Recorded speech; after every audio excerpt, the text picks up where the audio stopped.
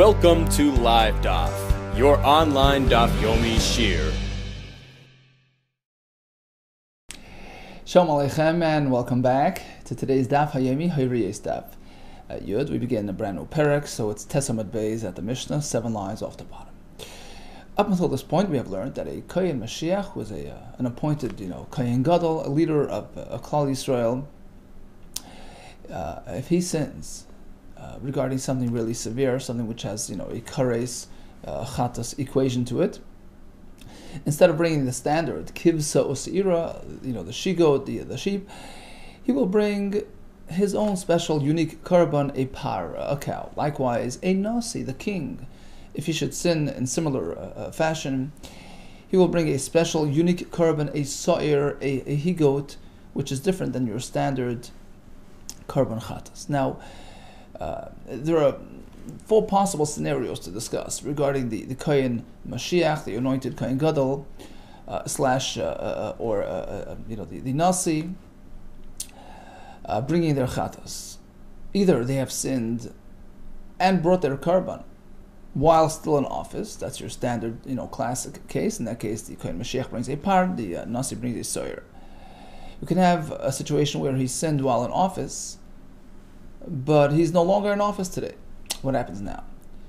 Or let's say he sinned before being appointed, and now by the time he's ready for the korban, he's already in office. Does his status, get upgraded? Does he bring a new korban? Does he bring the standard korban as per an ordinary person?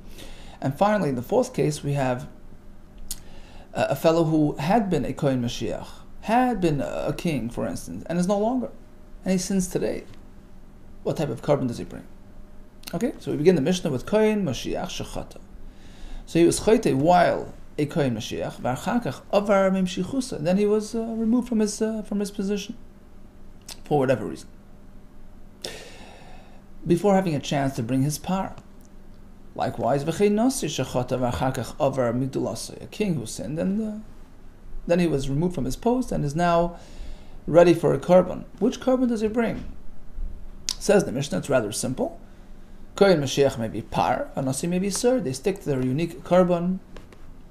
After all, the chet took place while in office, while they occupied that high position. And we're going to see later, according to Reb Shimon, in addition to the sin taking place at that point, they were also notified, meaning they discovered their mistake at that point.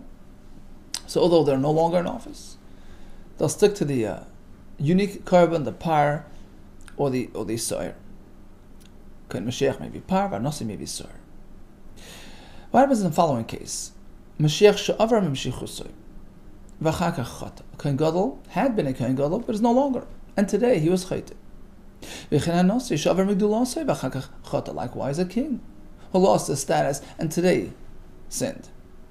In this case, we find a difference between the two. The Kohen Mashiach retains his status somewhat, and therefore he may be par. He brings the unique korban for a Kohen Mashiach. He doesn't lose that status. Once a Kohen Gadol, always a Kohen Gadol. However, a king whose entire status is based on, being accepted by the nation and regarded as their leader, so that's sort of a transient status. In which case, if he's deposed, if he lost his status, now he's an ordinary person, and he brings a regular korban chatas. Now, the question is, why did the Mishnah have to actually highlight both points? Let's go back to the first part of the Mishnah. So the Kohen Mashiach was chayte, and then was no longer a Kohen Mashiach. Mishnah says that he'll still bring the par. Now, once we know the second point, part B of the Mishnah, that even if he's no longer a Kohen Mashiach and he sins today, he brings a par. That's certainly in the first case when the chet took place while still a Kohen Mashiach, right? It seems like an unnecessary, point to point out. Look, once you say in the second part of the Mishnah that by a Kohen Gadol, who's no longer a Kohen Gadol, he still retains status. Once he was removed from the Meshichos and then was chayte, still maybe par. Wouldn't you think, certainly in the first case, where he was chata, He sinned while he was a Kohen Gadol, and then he was removed from his post. Of course he was still bringing a par. Because in this case it's even better, because the chet took place while he was in office. It's obvious, it goes without saying. The answer is because we're just sort of matching up the cases to the Nasi. And over there it's necessary to speak about both cases, because there's a difference between the two, right, by the Nasi. Says the Gemara, on account of the Nasi, since we wanted to get into the Nasi as well, where it says, the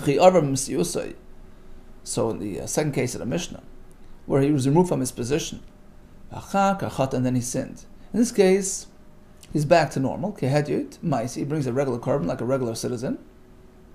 So we sought to highlight that difference. By a Nasi, we have a difference between a case where he was chayte while in Nasi versus while no longer in Nasi. Likewise, we patterned the Mashiach as well after the Nasi, and we highlighted both cases, even though it seems a bit unnecessary. That just as in the second case, when he was chayte after no longer serving, he brings a par. In the first case, certainly in the first case as well, when he sinned before, he was removed from his post, which is an obvious case that he would bring a par, but we just, cited it as a sort of a matching, case, maybe par, although it's not really necessary to discuss because it's obvious. Okay, so again, we have the Mashiach, where whether he did the chet while a Mashiach and is no longer a Mashiach, or he's no longer Mashiach and then he was chayte, in both cases he brings a par. But in Nasi, we found a difference between both cases. If he was chayte while in Nasi and now is no longer, he'll bring the old, sir, the unique korban, versus the case where he was removed from office. And then he was chayter, his korban is your standard, ordinary korban chatas like anybody else. Continues the Gemara, okay, so how do we know this is true, that a Kohen Mashiach, after he lost his position and went ahead and sinned, will still bring a special korban? Not only how do we know this is true? The Tanur Rabbanon, we have a brayso quoting the pasuk by the Kohen Mashiach, V'ikrev al chatasei. And the pasuk continues, Asher chata, and the Rishonim explain, the words Asher chata are extra to tell you, even if the chet took place today, when he was no longer a Kohen Gadol, he'll still bring his special korban. Melamed, we learn from here, Shemebi chatas mishavar. He brings his special chatas, even misha avar, after being removed from his post. Because in a way you can argue this point and disagree and say, well, let's take a look at the Nasi. Uma Nasi shemebi b'shigas mas. The Nasi, the king. What triggers his special korban? Shigas mas, just merely faltering in terms of the act itself, meaning in contrast to the Kohen Gadol, who requires the additional component called he'elem davar, the intellectual, confusion, the psak that he issues in advance of his act. So in a way, a Nasi, it's easier for him to trigger that chatas. Shigas mas is enough to trigger it. So in a way, he has an advantage over the Kohen Gadol. Nevertheless, we find the limitation on his side. Ain't maybe chatas mishavar. Mishavar, once he lost his post, he will not bring, and he sinned today, he will not bring a special korban. As we're going to see soon in the Gemara, we'll bring a pasuk for that. So certainly, wouldn't you think the same would apply to a Kohen Mashiach, who in a way has it harder triggering his korban? He needs the additional component of, he'elem davar, right? So Mashiach, the Kohen Gadol, she'ein maybe b'shigas masa. Shigas masa on itself is not enough to trigger his korban. Ella, rather, he needs the additional component, al he'elem davar, im shigas masa, right? He needs both to get it going. It's harder for him to generate a korban like Kolshkin, wouldn't you think? That certainly, in this case where he was no longer a Kohen Gadol and then was chayte, he wouldn't qualify for the special korban. Talmud Bavli, that's why we need this pasuk. V'ikrev al chatasei, to tell you. No. Melamed shemevi al chatasei mishavar. We now know that a Kohen Mashiach will bring his unique korban, even mishavar, even when the episode occurred after he lost his post. Says the Gemara, okay, so once that's an established fact, perhaps that should change the equation regarding the Nasi as well. Perhaps he should also be obligated. V'naisi nami Nasi, based on al kavach chomer from the Kohen Mashiach, Mashiach. Since we find by the Mashiach In a way, he finds it harder to trigger his korban, as we just explained. Shein maybe b'shigas masa, the act itself is not sufficient to trigger. Still, he has an advantage. Maybe chatos mishaver, he'll bring it even after he lost his post. Certainly a nasi who finds it easier in a way to bring his korban. Shemaybe chatos, he brings his chatos merely by doing. B'shigas masa, any didn't would you think shemaybe chatos mishaver, that if the chet took place after being removed from his post, he should also bring a special korban? Oh, here comes a special pasuk to undo that notion. We learn from here, kshu nasi in, kshu had lay.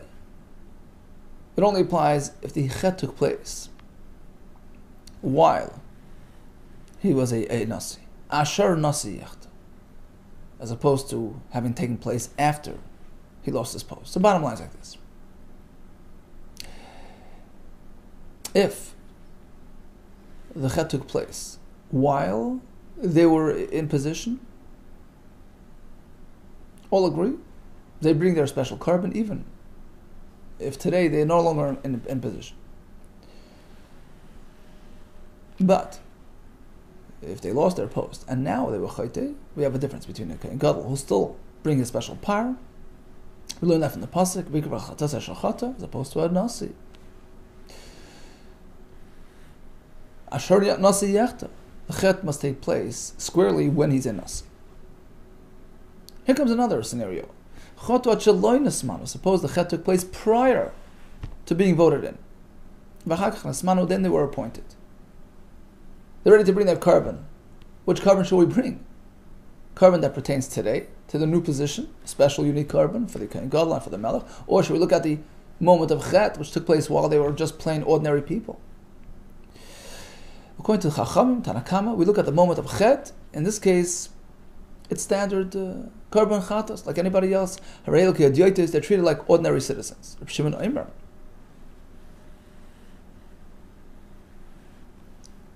you need an additional component as well.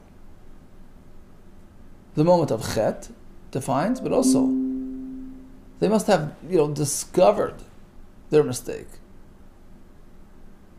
prior to being appointed. Reb Shimon Omer, if they became aware of their mistake, actually nismanu, before being appointed, so you have both components, the actual chet and the yediyah, then chayav, they bring your standard korban chatas. U'mishen nismanu, however, should they only discover what they did after being appointed, then they're sort of in limbo. They're pturim, they can't bring any korban. Today's korban they can't bring because they're in a new status. Nor can they bring your standard korban chatas due to the fact that they sinned at that moment while being ordinary people, but they haven't discovered, and discovery is a pivotal component in triggering a korban. Okay, so we have discussed basically all four scenarios. We discussed the standard, classic. He was chayte while he was a nasi and discovered that and brought the korban while he was a nasi, brings a special korban. Same thing with the Mashiach. He was chayte before being appointed, and now he's appointed. Tanakam says he brings a regular korban. Reb Shimon says, provided he also discovered the chet prior to being appointed. Third case is, he was chayte while in office, and now is no longer in office, and is ready to bring a korban. In both cases, the Mashiach and the Yisrael and the Nasi, they bring their special korbanos. Fourth cases, they lost their position, and now they were chayte. We have that distinction between the Mashiach, who still sticks to his par, as opposed to the Nasi. Concludes the mission. Ezo Nasi. So who is this Nasi that we speak of? Zamelach, that's the king. Shenemar, the pasuk describing his mistake. Kol mitzvah is Hashem lekov. He sinned regarding a mitzvah of Hashem, his Hashem, which means that he's on the highest rung of authority, with only Hashem above him. Shein al gabov. The only one above him is Hashem el Hashem lekov. Not Nemili. So now we relate back to the halacha, the Mishnah, that if they sinned before being appointed, and then they were voted into office,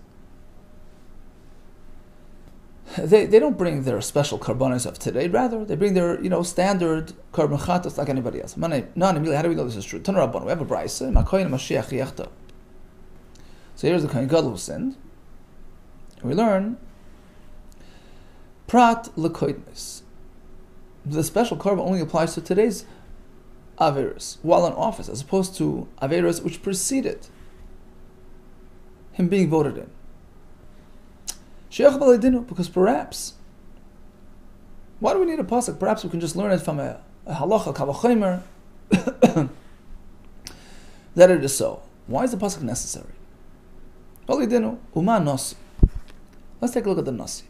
Shemevi b'shigas masa.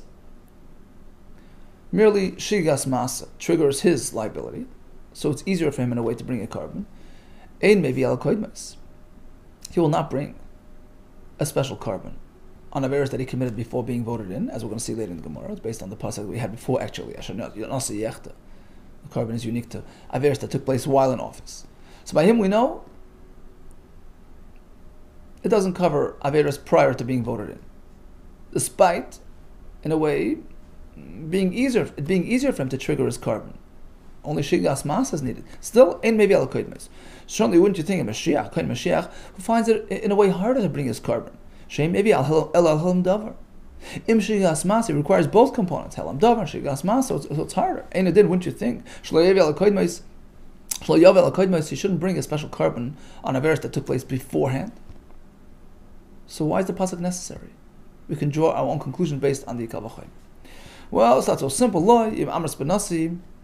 Perhaps you can explain why the nasi is so. Shekain ein maybe chatosim mishavar, because the nasi, in a way, we just discussed this before, has a disadvantage vis-a-vis the Kohen Mashiach.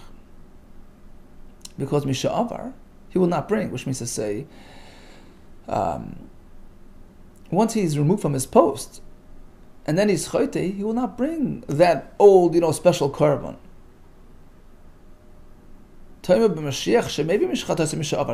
Mashiach who sticks to his chatos even after losing position. So you would think, since the Kohen Mashiach will bring a special par, even if he was chote after losing office. Perhaps it can work the other way too.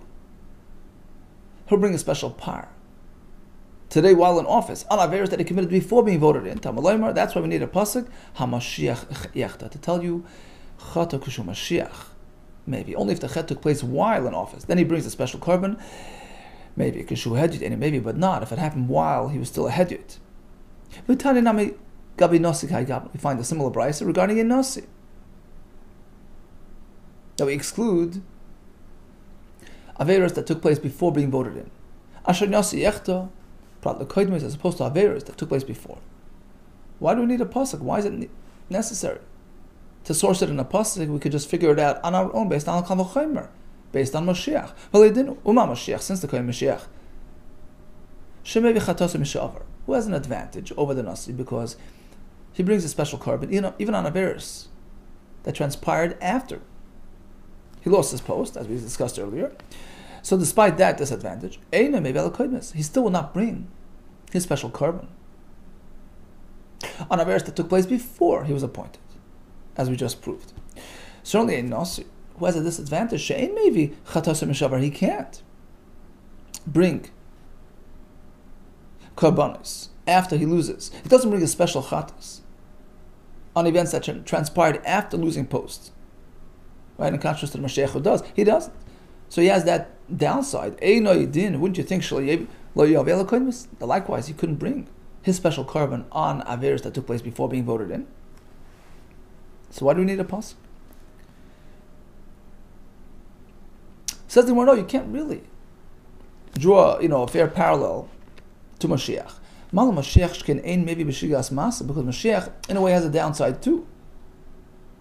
It's much more difficult for him to trigger his carbon.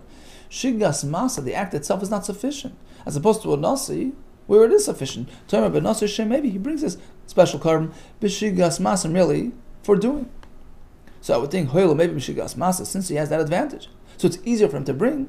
Likewise, Yovel HaKoidmes will bring a special carbon on averos that took place before being voted in. No, Ashar Nasi Yachtam. We learn, Shechata Yisin Varayu Nasi. While a Nasi, as opposed to Veloi Shechata, that he sinned by Deo while he was just an ordinary person. So we've now sourced all the halachos regarding all situations for the Nasi and the Mashiach. Again, in summation, if the chet took place while in office, they bring a unique korban. If it took place prior to being voted in, and now they're in office, Tanakama holds, they bring a standard chatos. Reb Shimon adds, provided they discovered their fallacy before they were voted in. If they were chayte while in office, and now they're no longer, again they bring their unique karbanis, par on the sire. What if they were voted out and then they were chayte? Mashiach sticks to his par. The nasi brings a regular korban. Tanarabana, asher nasi yecht. So the pasuk in describing the nasi sinning uses the word asher. Almost sounds like it's going to happen. It's a decree. Yochel would think it's a gzeira, decree that it should happen, that a leader should sin tam lemer. No, im hakoyne Mashiach yechta. The pasuk in describing the kohen Mashiach's chet uses the lashon im. It's a possibility. It's an option. So we compare the two leaders and we say malahala, just like by the kohen Mashiach, it's not inevitable. If in fact he does, fine. Afkan here as well by the nasi, it's a possibility. Amar Mar, let's go back to our suggestion. Yachal gzeira. Perhaps it's a decree. Ask the Gemara, gzeira mechat tesi. How could you even suggest? Why would the Torah decree and tell us, predict these types of things? Amri, the answer was we do find elsewhere. Ashkan we find by the negoim found in the homes upon entering Eretz Yisrael. The pasuk says v'nosati nega tzaras v'vis eretz achuzaschem. The Torah is predicting, is foretelling, you will discover negoim in your homes. Pesuri lahem, actually, it's good news. Shenegoim b'im aleim, that they will encounter negoim in the homes, which will necessitate breaking apart the homes and discovering the treasures that the goyim hid inside to keep it away from the Yidden. Divrei Rabbi Yehuda. So we find that in fact the Torah is predicting and foretelling these types of events, even though in a way they have a negative, connotation to them. Nega isn't a positive thing. Ultimately, it leads to good. So here as well, for some reason, there is a gzeira that Hashem is predicting that the nasi will be chayte, perhaps to provide a precedent for Bali Tshuva, etc., etc. Rabbi Shimon Omer, he has a different shot in the pasuk. Instead of v'nosati being a prediction, he learns that v'nosati is limiting the scope of nigei batim, of the negoim that we find in a home, prat lo nigei einsin, as opposed to a nega, which was sort of triggered by external forces. In that case, the nega system doesn't apply. It doesn't have the same value. It doesn't have tumah. Rashi says if it came through a shade, a demon, some sort of evil spirit, it's not going to be metami.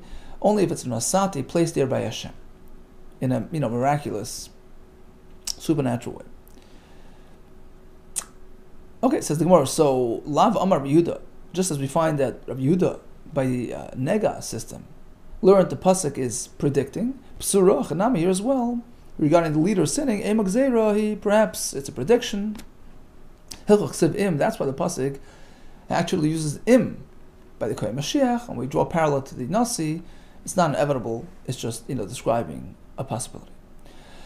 Now, according to Reb Shimon, a nega that came about through an oinus is not metami, but tani we have a brisa where it seems like it is metami. Adam kiyeh. So a nega will be discovered upon a person. Kiyeh is indicating future, which means the same in adibur ve'elach. Only a nega discovered after dibur, after the Torah was given to us. Only that nega has tumah, as opposed to a nega that was present before Matan Torah. Why do we need a pasuk for this? We can just draw a parallel from a zav to nega to indicate the same, that it's limited to after Matan Torah. Timei bezav, we find that Torah was matame a person who was a zav, who experienced a mission. Timei b'negoyim, and likewise by negoyim. Let's draw a parallel. Ma zav min adibur ve'elach, just like zav only applies after Matan Torah. Rashi says it's based on the pasuk v'chiyeh, going in the future. Af negoyim, likewise negoyim, is limited min adibur ve'elach only after Matan Torah. So then you can't compare imamras bezav. Perhaps zav is different. Shekein in metame ba'oinus, because the tumah of a zav doesn't apply if the the experience happened through some sort of accident, term of a negoim as opposed to negoim shematamin b'oinus. They have the status of a nega that are matame, even if it's b'oinus. Rashi says, for instance, the person fell, he got hurt, he got banged, he got burnt, and that sort of triggered this discoloration on his skin. So since negoim are more severe, they're matame even b'oinus, so you can't really learn one from the other. Tamalema, that's why we need a pasuk by nega. Adam kiyeh to tell you menadir ve'elach only applies after matan Torah. But the bottom line is, we see that a nega ba'oinus is a matame, and here Rav Shimon says it's not. Rava Amar prat lenegei ruchos. Rava Amar prat lenegei keshaf. When Rav Shimon says the nega found in the home is not matame if it happened through oinus, it means if it happened through external, spiritual forces, ruchos and kshafim, sorceries, and all kinds of other sort of competing powers to true spirituality. So those don't affect the status, don't make a real negoim. In contrast to when the Brisa spoke about an oinus being a valid nega, it meant, like Rashi explained, he got hurt, he got a wound, and things like that. So even though it sort of happened on him, by some sort of event that triggered it, that's still a valid nega, as opposed to these that were triggered by these spiritual forces and powers. Tanu Rabbana. Back to the nasi, asher nasi yechta. So he brings a special carbon. Only if he's a nasi while he was chayte, prat l'chayla, as opposed to a nasi who was unwell. He's ill. Ask the Gemara, just because he's ill, he's still a nasi. Mishum nahavali chayla, just because he's a chayla, itchile misu'use, he loses his status. We're talking about seriously ill. He became a mitzvah. Mitzvah loses his position. Prat l'nasi shen tzareh shen emar, we find by the king Azariah. Shenemar says, "Vayinaga Hashem es hamelech." He got a nega. Vahi mitzvah. Adrei Moisa. He was a mitzvah until the day of his death, and he had to leave his post. Vayeshev bebeis hachavshis. He sat in the house of freedom. He was relieved of his position, and who took over? Yosem ben Hamelech al Abayis. He ran the show.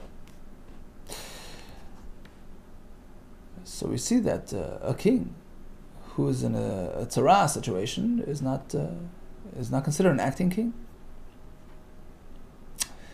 Now, why does the pasuk refer to the place that he was living in as a beis hachavshis? Freed from what? In the Gemara, beis hachavshis. The fact that the pasuk makes reference to this place as beis hachavshis, Mechlal, what does that tell you about his situation up until that point? Mechlal nadash to evet hava? Did you mean to say he was a slave? He was a king. Why are you calling him a slave? Says the Gemara, actually you are. It seems like it's not a kasha. It's just a statement. Mechlal nadash to evet hava. Apparently, until this point, he was an evet. He was a slave. He was bound to the public. He was a loyal servant, because in Klal Yisrael, a leader is not looking after himself. He's looking after the tzibur. As we find in the following story involving Rabbi Gamliel, Rabbi Yeshua, Havo Azla b'Svinta, traveling on this boat, and they had some food with them. Ba'adi Rabbi Gamliel have a pita. So Rabbi Gamliel brought along some bread for the trip. He had a couple of days' supply of bread to last him till through the trip, which he figured would be a short trip. Bahadi Rabbi Yeshua have a pita v'sut. Rabbi Yeshua brought along some bread, standard fare, but also some flour, just in case. Sure enough, Sholem Pitei Rabbi Gamliel. Rabbi Gamliel's bread ran out while still en route. Rashi brings that they were traveling for business. They were traveling for parnasa. And now Rabbi Gamliel was out of bread. Samach al sulte, so he relied. Luckily, he relied on the flour supply, the Rabbi Yeshua, that he brought along.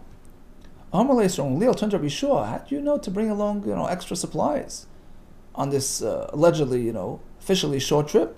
How did you know that we're going to be spending so many days at sea? That the trip will be delayed to this extent. The ice is sota, which prompted you to bring that extra flour. Omalei. Responds Rabbi Yeshua. I knew. I had this feeling. Koichav echad. There's a certain star. Some say this is Halley's Comet, which shows up, once in about 70 years, once a lifetime. Echad l'shivim shana, once in 70 years approximately. Oila, he comes out umate as a saponim, and he throws the captains off course, because they're accustomed to following certain set stars, a North Star or whatever, and when this thing pops into the sky, they get totally thrown off.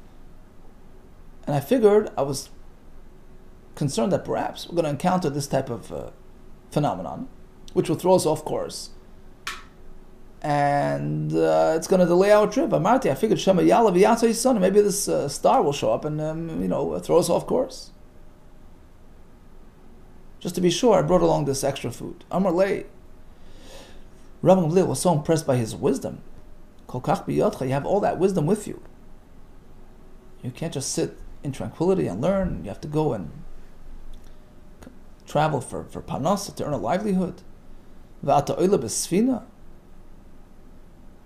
You have to be on this trip and traveling around. Omalisi responds from Gamliel, you know what? It shouldn't be a surprise to you. Acha tatama, a lie, before you start wondering about me and asking about what I'm doing here. Tma, you should wonder al shnei talmidim, on those two talmidim you have back at home. Sheish Rabbi Abasha you have at on dry land. Who are those two great talmidim? Rabbi Elazar Chisma and Rabbi Yochanan Gudgada, the wisest people. Shiyodim l'shar, they can evaluate, they can estimate how many droplets there are at sea. And despite their great wisdom doesn't always equal financial success. Pasuk says, "Lo l'chachamim lechem," right? Chacham isn't synonymous with wealth. Ve'elam pas le'echel, they have no bread to eat. V'lo beged lilbish, nor garments to wear. So after hearing about those chachamim, nasan date, Rabbi Gamliel decided right then and there, l'yeshivim b'roish. When he gets back to town, he's going to appoint them to head the yeshiva, to give them a position that they can get supported by their salary. Kishallah. So in fact, when he came back to dry land, Shalchem, he called for them, and they didn't want to come lay boy. They didn't want to, they wanted to stay obscure. They didn't want to, be appointed to positions of leadership and be honored by Ram Gamliel. Vleibo, Chazav v'Shalach, he sent for them again, and this time they came with bow. Amalam, he says to them, "You're making a mistake. I'm giving you, honor and kavod. Nah. Abdus HaNoisen Lachem, a leader in Klal Yisrael, is an Eved. It's work. It's slavery. Shenemar is a pasuk. In Malachim, where the elders were instructing the new king, Rechavam, the new king, they told him, listen, it's a job. 24/7, Shemar v'yadabur el leimar imayim tia eved. You're an eved lamazeh. I don't think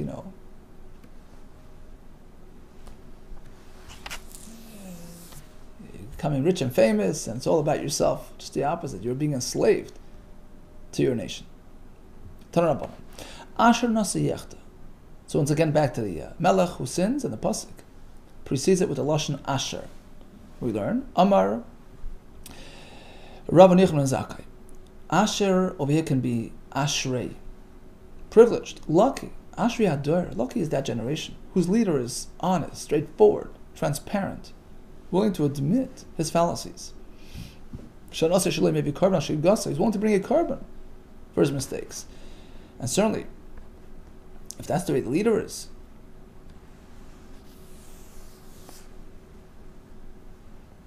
it trickles down to the ordinary folk, who certainly would behave that way. If Nasi Shalim may be carbon, if the Nasi of this generation brings a carbon for his mistakes, Tzarachat leimar. Do you have to go and say, meaning it's obvious? It goes without saying, Ma'uhedyot, how the ordinary people conduct themselves, taking the cue from their leader. Maybe carbon, if the leader is willing to acknowledge even a shgaga mistake, which he can sort of, whitewash and brush aside. No. He acknowledges. Certainly he would acknowledge a more severe mistake. Tzarech ataleimar, do you have to speak about ma'us doine, how you treat his mazid, his more severe type of mistake? Of course, he would acknowledge, he would do teshuva, and come clean. So here you're focusing on the word asher, learning it as ashrei. If that's the case, what about the chsiv? It says, a person diverts hegdish property for personal use. We have the word asher. Do you mean it's something positive, like ashrei? Lucky is a man who does that. Ubi Rovim ben Avat wasn't a great man. The chsiv says, asher chata asher hechti. He sinned and caused others to sin. Hachnam here as well. The word asher is translated as ashrei. The ashrei hadaru. Lucky is that generation who experienced this type of phenomenon. Certainly not. So why? Shani says the Gemara. No, here it's different. By the Nasi, it says asher in contrast to the Shani Korba Dibur. Torah switches its mode of expression, because by the Mashiach it says ve'im. By your regular person who sins, it says ve'im. By the Nasi, it switches to asher to highlight the greatness of this leader who is willing to acknowledge in front of all. Darash Rav Nachman bar Rav Chisda. Let's take a look at the pasuk in Koheles. The Chsiv, it says, Yesh hevel ashenasat ala oretz. The pasuk continues. We find this interesting phenomenon. Asher yesh tzadikim asher magia aleim kemasa rishayim. So once again we have the lashon asher. That's how it fits into our discussion. Asher yesh tzadikim. We find tzadikim asher magia aleim kemasa rishayim. They experience something which is typically applicable to a rasha. We'll see what that means in a minute. And in the contrast, we have v'yesh rishayim. We find rishayim shemagia aleim kemasa tzadikim. They experience something which is typical for tzaddikim. Amarti shagam zahav. Okay, that's what we find in this world. What does the pasuk mean? Explains the Gemara. Ashreim la tzaddikim. Lucky are those tzaddikim. Fortunate are they who have it good eternally and in olam hazeh as well. They have a bracha in this world. Ashreim la tzaddikim shemagia aleim. They experience kemaser rishayim shalom haba. Sorry, in this version, the Gemara means like this: that the tzaddikim they only get their schar eternally. In this world, they experience kemaser rishayim. So, basically, in olam haba, a tzaddik has immense wealth, eternal bliss. A rasha has einish, punishment. Lucky is a tzaddik who, in this world, has a similar experience to what the rasha experiences in olam haba, meaning the tzaddik has a hard life in this world because his schar is reserved for eternity. Ashreim la tzaddikim, lucky are those tzaddikim who did not consume their reward in this world. Rather, they have a tough time. Shemagia aleim k'maseh rishayim shel olam haba. They have the experience that the rasha has in olam haba. They have it. The tzaddikim have it by olam hazeh in this world. That's good for them. So they cleanse themselves from any iniquities and have their schar reserved for olam haba. In contrast to the rishayim, who are paid off in this world for their good deeds, with nothing remaining for olam haba. Olam l'rishayim, woe to the rishayim shemagia aleim k'masa tzaddikim shel olam haba. They get what the tzaddikim experience in olam haba, meaning schar, reward. They get it already in this world. Olam hazeh. Amar Rav, as Rav responds to this equation by saying like this: what's wrong with a tzaddik experiencing goodness in both worlds? Otu tzaddiki. You mean to say by a tzaddik, achli trei alma, if they eat both worlds, meaning they experience goodness in olam haba and also a little bit in olam hazeh as a sort of a bonus. Misanei lahu, is it bad for them? Elam Rav says, Rav, I'll give you the pshat in the pasuk. Ashreim tzaddikim. Great are those, lucky, unfortunate are those tzaddikim, those special tzaddikim who have it good here and there. Shemagia aleim k'maseh rishayim shel olam hazeh. They have the goodness similar to what the rasha typically experiences in this world. They also have it by olam hazeh in this world, in addition to eternal reward. Olam l'rishayim, as opposed to the rishayim, the real bad ones, who have it bad here and there. Shemagia aleim k'maseh tzaddikim shel olam hazeh. they experience what a tzaddik typically experiences in this world, difficulties. They experience it not only in Elam Haba, but even by Elam Hazeh. And Mepharshim explain this is not something, this point of double reward for a tzaddik is not something everybody can expect and strive for. It's only meant for special situations. Typically, it's not so. Typically, reward is reserved for Elam Haba only. This world is about effort and challenge and accomplishments in that realm. There was a story with Rav Papa, Rav Huna B'der Rishua. Also, they approached Rav. Amrlu, he asked them, Ukimtun, have you established within yourself, are you clear on a certain Masechta plan? Masechta plan, this Masechta, and that Masechta, are you familiar with that? Do you know it? Amrlu, yeah, they said, yeah, sure. So he was surprised. How could you, gain such knowledge with being preoccupied with financial concerns? Iatritu, have you become wealthy? Porta a bit? Is that the reason for your tranquility and your ability to focus on your learning? Amrulay they said, actually, yeah, you're right. How did it happen? The Zavnan, Katina, the Ari, we purchased a small plot of land, and that's providing our parnasa. Rashi says parnasa berevach. We have, we have what we need, and therefore we're able to focus on our learning.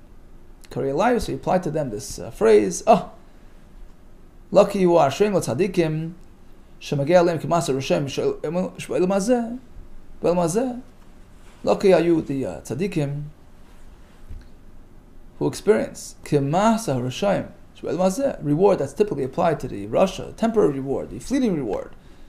For the Rasha and el mazeh, you also get it el mazeh, and it doesn't diminish from your eternal reward. Amar Rabba Barbachana Rabbi Yechon. How do we understand the pasuk which says Ki Yisharim Darki Hashem? Hashem's ways are straight. Hashem's road is a straight road. Depends on the driver. You drive properly, stay on the road. Otherwise, Chas Hashem, you can be off the road. But the tzaddikim, Yelchu bam. But the sinners, Yikashlu bam, they stumble on the road. So you can have the same, circumstance. It all depends on the person. It depends what he's doing with it.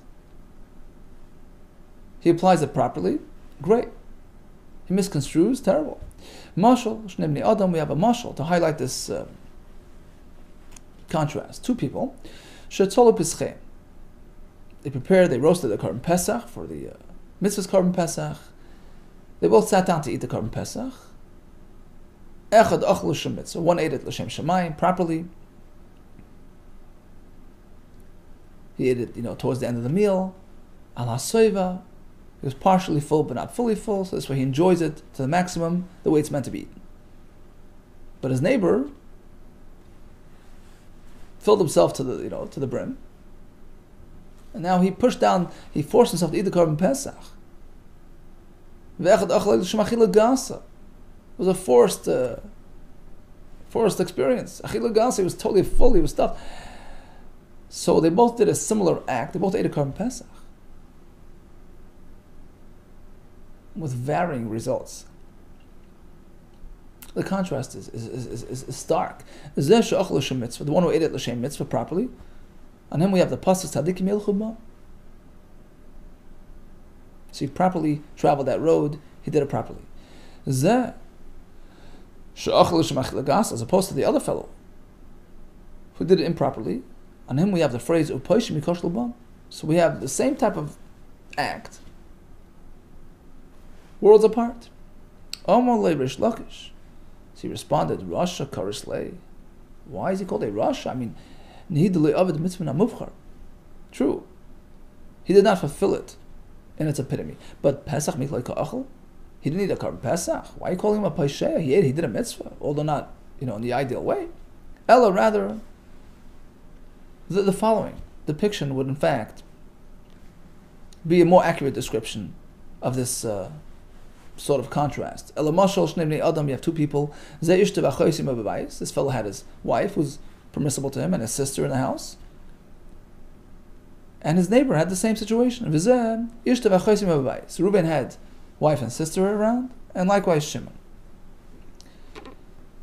And what happened? One stumbled and one didn't. Echad nizdam le'ishtoi. So Ruvain, he was fortunate that he encountered his wife, who was mutter to him. Ve'echad, but Shimon mistakenly encountered his sister. Nizdam le'achoisai. Zeshan nizdam le'ishtoi. So the first fellow, Ruvain, apparently was a tzaddik, was deserving of divine protection, which led him to interact in a permissible way, tzaddikim el chuba, as opposed to Shimon, who apparently, was not deserving of this siyata d'shmaya, v'zeh, due to his, prior inquiries, v'zeh shen'shdam le'achoisi, who interacted with his sister, who pushed him mikashal bam, he stumbled. Says the Gemara, once again, it's not an accurate depiction of the pasuk, which is speaking about one road, and two people traveling on that same road. Midami. How could you compare? Anan kamrinan chadaderach. We're speaking about the same road. V'achashnei drachim. Here, it's two roads. Ishtay is permissible. Achais is not permissible. So it's not exactly similar to the pasuk. Ella, a more accurate description would be as follows: two parties involved in the same exact act. The end result for one person is positive, for the other one is negative. How's that? Elamashal l'loit. Story of Lot. There's Shnei Bnei Yosef and his two daughters who interacted with him. So he interacted with them, and they with him. Difference is in terms of attitude, in terms of net result. Hein sheniskavnu shem mitzvah. They meant l'shem shamayim. They thought they were the only, survivors in the world, so they did it in order to bear children and continue the, So they will l'shem mitzvah. Tzadikim yelchubam. They're considered tzadikim, as opposed to Hushin Skavna Shem Avera. His intention was to sin. So it was the same act, but it was defined by his intention, which was negative. Ask the Gemara, how do you know that he had negative intentions? Perhaps he also intended for a mitzvah. No. If you look at the pasuk describing lights leaving Avram Avinu, every word in that pasuk is indicative of negative intentions. Shenemar says, "Vayisal yoyit." He lifted his eyes and decided to leave Avram Avinu. This lashon has a negative connotation, as we find Batisa Eshes Adonai Seinea, the wife of Potiphar, lifted her eyes, and this was with a negative, inferior, intention. The words Es Enov also has similar connotations, as we find by Shimshon. So this lashon indicates negativity. The word Vayar as well, Vayar Oisa Shchem and Chamor, is certainly in a negative context. The words Es Kol Kikar HaYarden. So Lot noticed, the lush Jordan area, and he was drawn to it for nefarious reasons. As we find a similar lashon in a pasuk that is also in a negative context. The words ki kula mashke, he went there because it was kula mashke, again a reference to wrongdoing. El chacharei mahavai noisnai lachmai meimai samri pishtai shamnu kishikuyai, following a person's inferior desires. Ask the Gemara, why are we blaming Lot for this encounter? It wasn't his idea, but Meinas honest, he was forced into it. It was during his sleep when he was. Says the Gemara, not 100%. Tana Mishum B'Yeser Rabchaini. So B'Yeser Rabchaini explained, if you take a look at the pasuk and the Torah, you find an interesting phenomenon. Lama nokad al vav shebakuma. In the word bakuma, there's a vav. On top of the vav, there's a dot. Shel bechira, regarding the older daughter. The first one was the older, and then was the younger one. What's the message in that vav? Learn to tell you. So the pasuk is saying he had no idea when she came, when she left. Shebeshich v'lo yada. True, he wasn't aware when she encountered him. Aval bakuma yada, but when she left, he did discern that. So once he got wind of this, so still, what could he have done? It was after the fact. It was after the fact. Now, the point is, the next night he should have taken precaution. The next night, he shouldn't have drunk his wine and encountered another encounter with his daughter. Darash Rava. What does the pasuk mean? Ach nifsha mekirias oiz umidyonim kivriach armoin. So a brother, nifsha, he rebelled, he turned his back. Mikurias Oiz. Oiz is Avram Avinu, the fortress. He turned away from him. Umidyanim kivriach armoin, and he made this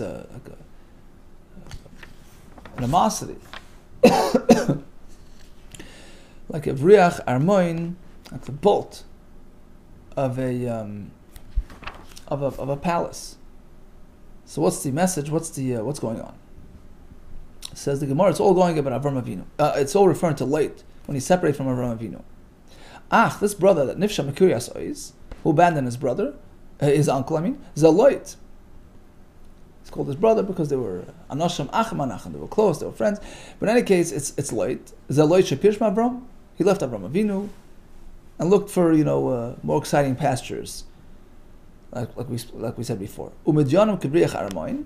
What does that mean? Sheitel Midyanim. He aroused animosity and separation between himself and our neighbor, and Klal Yisrael, Ben Yisrael Amoin, right? Because Amoin, who were Lot's descendants, right? First daughter had a son called Moav. Second daughter, the younger one, had a son called Amoin. So Amoin was meant to stay separate from Klal Yisrael. Shenemar Lo Yave Amoini Umi'avi B'Chal Hashem. They can't enter. They can't join our community. They can't marry in.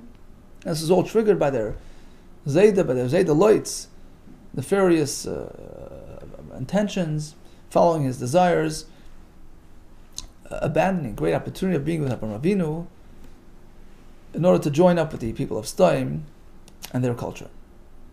So this deviation, this abandonment of Avram Avinu, didn't serve him or his children too well. Dorash Rava v'Temer Bitzchak Maydach Siv. What does the pasuk mean? L'sava yivakesh nifrat.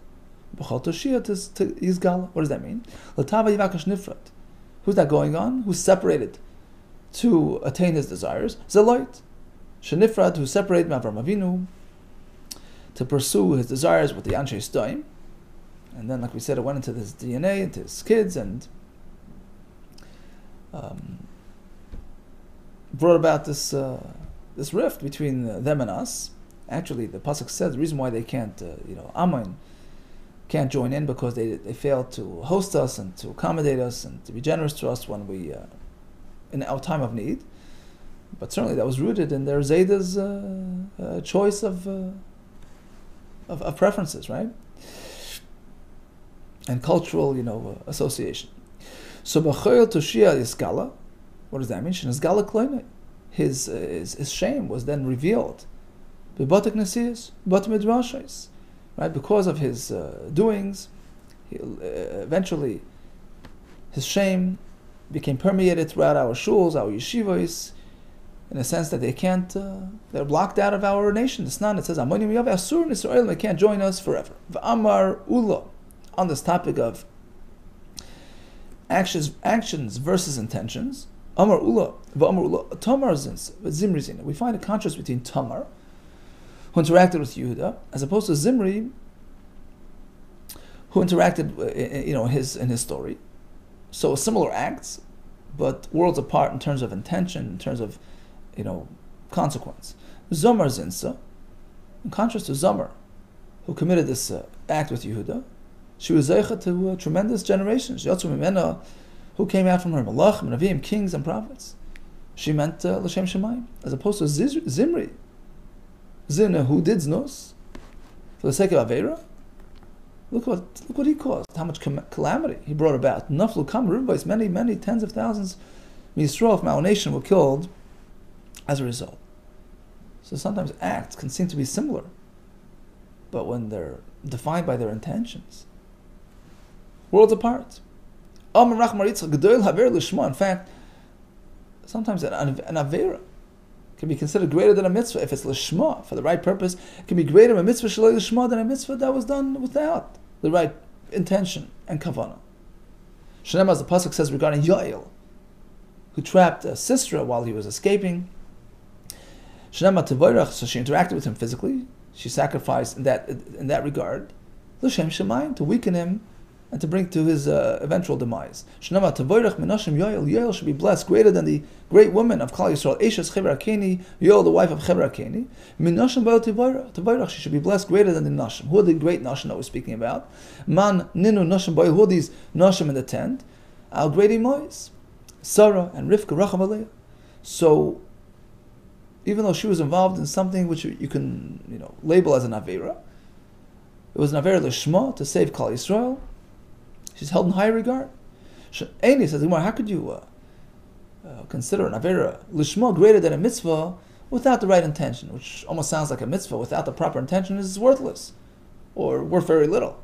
It should not be pursued. Eini, but is that so? One is meant to be involved in Torah mitzvahs regardless of where his heart is. Just do and do. Eventually, it'll catch up to you. A person should be involved in Torah mitzvahs even without feeling his heart into it, without him feeling excited or connected. The experience will connect you. Through this experience, even if it's Shloi Lishma, eventually he'll come to Lishma. He'll feel that connection, that internal connection. That eternal bliss. Eventually he'll get to it. Apparently it's something that he meant to do, rather than being frowned upon. Let's rephrase that equation. An avera shloi lishma is kimitzvah shloi lishma. Avera lishma is kimitzvah shloi lishma is equal to mitzvah shloi lishma. So each one has a positive or negative. Here it's an avera, but it's lishma. Here it's a mitzvah, but it's shloi lishma. So in a way they're similar. They're to each other. Amar b'yechnim. Sheva be'ilois bolos Rasha b'is Hasho. Back to Yoel, who interacted with Sisera. He had 7 experiences. Shenemar, as we find seven references in the pasuk. Bein Ragleh, we have Korah, Nafal, Shachav, 7 times. Ask the Gemara, how could she do this? Should have any benefit from Avera? There's no benefit whatsoever. Even goodness coming from Rishayim, Roy, it's a tzaddikim by tzaddikim, is considered totally bad. There was absolutely no benefit from it. Back to that recommendation. A person should always seek to learn and daven and do mitzvahs, even shloi lishma. Because eventually it's going to grow on him and it's going to catch up to him. As we find, members karbonis, Sheikh Balaka Russia brought no less than 42 karbonis with very nefarious intentions to curse Klal Yisrael. But those karbonis, despite them being sort of hollow without much good intention, the fact is they were zechusim that carried on, and Zachav Yatz Samimena Rus. Because of that, he had Rus, his great-great-grandchild.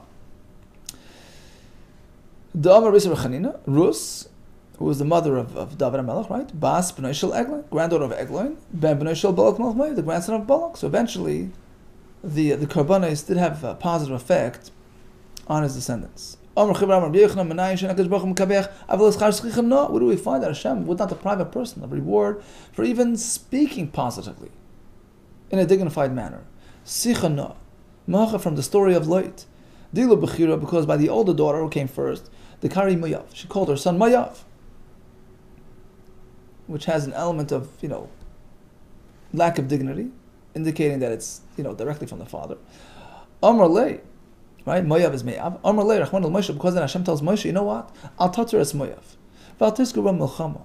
You can't fight with Mayav. Don't engage them in warfare. Milchama, who delay. Don't engage them in outright warfare. But you could harass them. So that much you can do. So Moav was protected somewhat, but only partially. As opposed to V'ilu Tzira, to the younger daughter, the Kari ben Ami. She called her son Ben Ami, the son of my nation, without direct reference to the father. It was a more dignified name. So because of that extra care, Hashem gave her extra schar. Amarle, Hashem tells to Moshe, Al Tetzuram, Val Tizkarbam Klal, don't harass the people from Ammon at all. I feel it's very light. And this was reward due to her extra care, the Sichana, as said before. Interestingly, it was a frightening story that Moshe Feinstein used to say over. It happened in his town. There was a fellow who suddenly got very, very sick And Rav Moshe came to visit him, and he told Rav Moshe, they had a dream. He had a dream. He saw these women, and it was the daughters of light. And they came to complain to him. She says to him, listen, why are you speaking against us? Because he had spoken out against the daughters of light. Wow, what kind of thing is that? Interact with your father. And call your son, Mayav, right? So they told him like this. She said, the reason why I called him Mayav was because we were concerned that people were going to, when we have our children, people are going to say that these are conceived by a higher force, by God, the children of God, because there's no other man around. It was just them and their father. Certainly they didn't interact with their father. It's inconceivable, right? So people will attribute supernatural properties to these kids that make them like a Avodah, just like they did, by Yashka, son of God. That's why she says, I specifically named him in a manner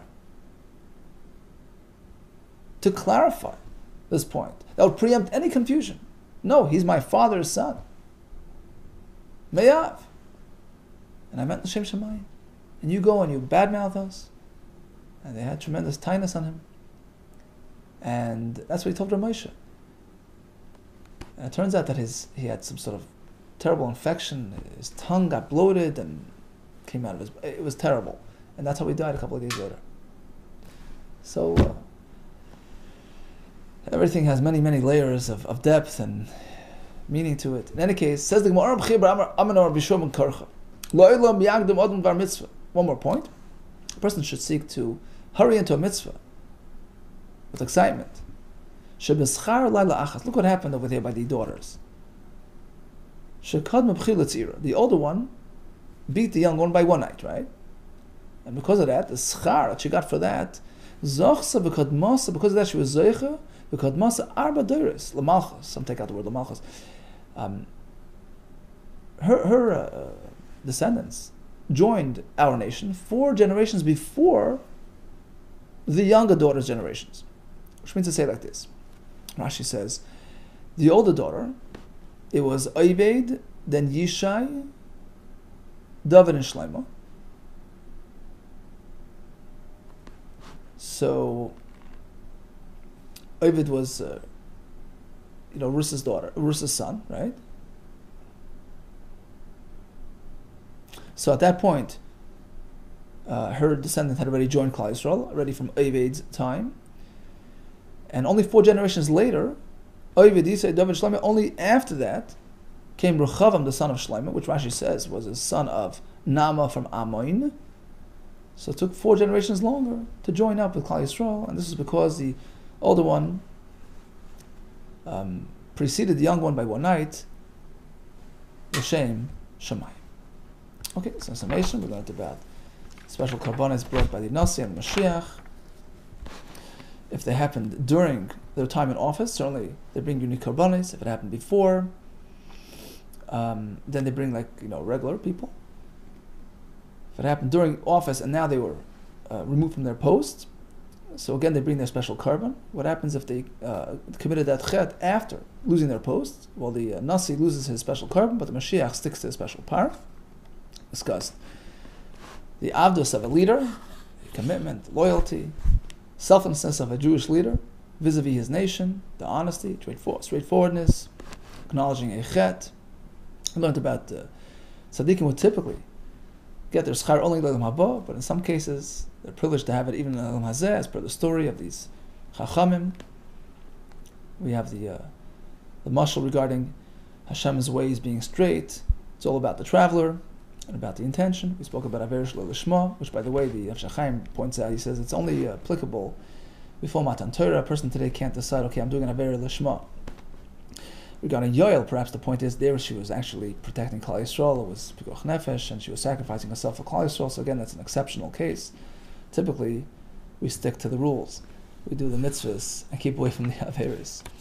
Mitzvah, even Shelo Lishma, right? Torah mitzvah Shelo Lishma is to be pursued. We find that everything is counted for, nothing goes to waste. Even the karbonis of Balak, which eventually benefited his descendants, Rus, who joined up